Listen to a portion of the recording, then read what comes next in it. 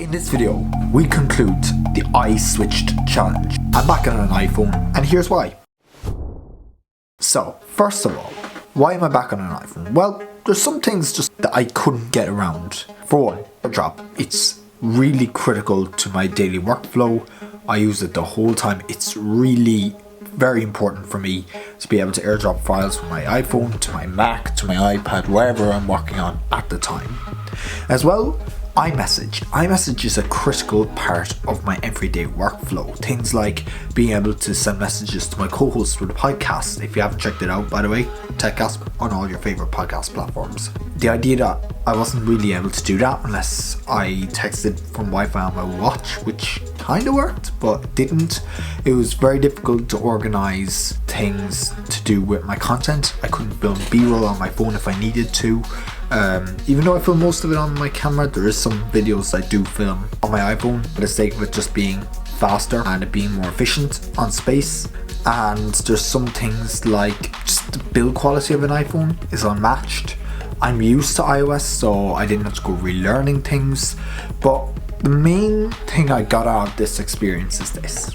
iPhones are getting a bit boring. I'm not going to say that I'm going to stop using iOS. I'm going to keep using iOS. However, just because something's boring doesn't discredit it. I think iOS is getting boring. There's more exciting things happening in the Android space. However, that doesn't mean that there's some exciting stuff in the iOS platform.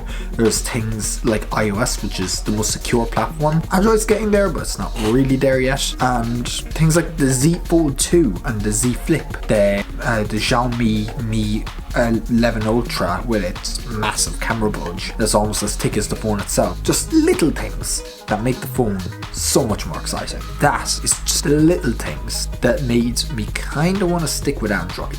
However, I'm back on iOS because realistically, I'm in the ecosystem. I have a watch, the iPhone, the iPad, which is in its drawer over there. I have a Mac for editing. Kind of in the ecosystem. So to leave the ecosystem, they make it very, very, very difficult.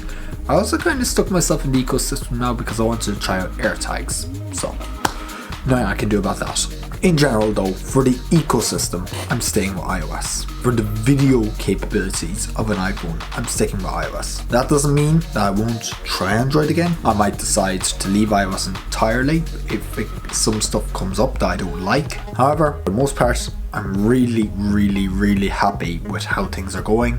And that's pretty much it. The Android challenge is over. I learned a lot. I hope you did too. I'll catch you next time. Goodbye.